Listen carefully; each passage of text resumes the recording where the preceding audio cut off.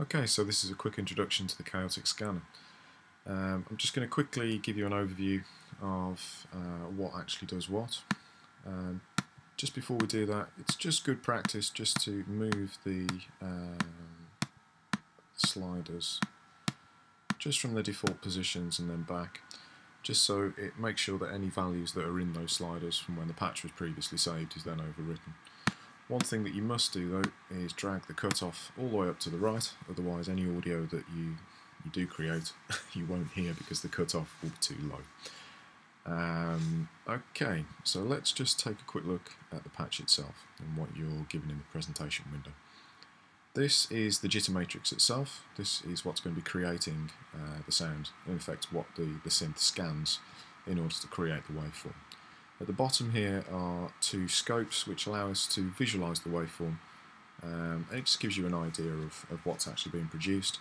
The main on and off DAC control, a main fader for volume, and then there's a set of controls over here which are mostly informational, and then there's the actual controls here which are a bit more involved in making the audio itself.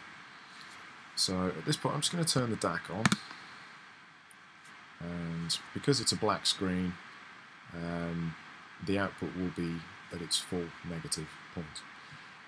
The scanner works by looking at the grayscale value, so white would be at the top here, which would be +1, black produces -1, so hence why at the moment you're not seeing an actual wave, because it's not changing. So we need to input some values in order to do that. So we're going to start with the X and Y values. These are the scrub rates. Now I'm going to start with the Y simply because that's the position at which the line is scanned. So the matrix itself has a maximum value of 120, so I'm just going to dial in a value of 60 to start with. There we go. Oops. There we go. Now the X rate is how fast it scans along. So I'm just going to set that to 35 to start with. Incidentally, that's measured in hertz.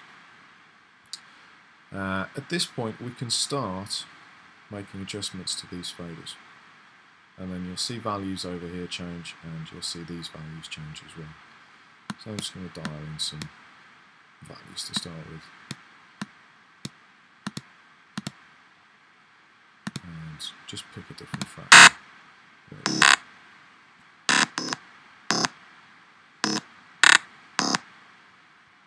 And we're starting to get audio. Now, at this point, it's worth lowering the R and the L's. You should get a slightly more consistent noise.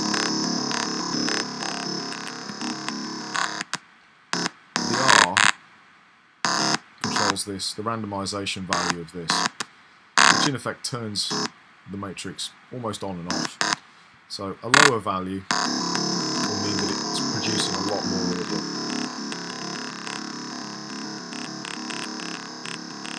D is the level of detail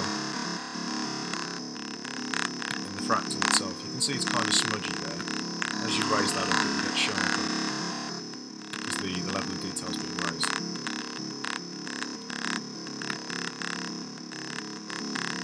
L is the spacing. It's interesting, some of these fractals, when you pick from these radio buttons, will have more effects than others.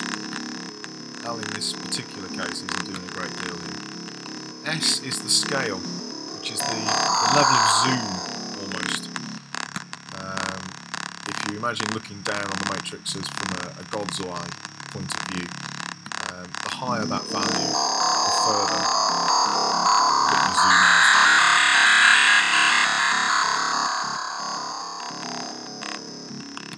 And then finally, these X and Y values are the positional randomization on the X and Y scale. So if you turn them all the way off, the matrix won't move.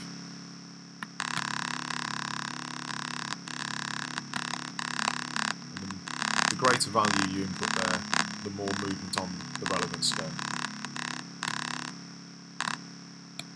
So if you don't want a rhythmic pattern, you can actually create a fixed tone.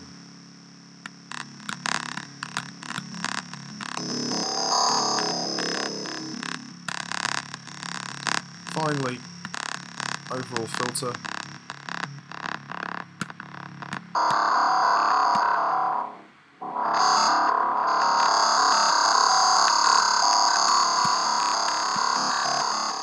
And that's the basics of getting noise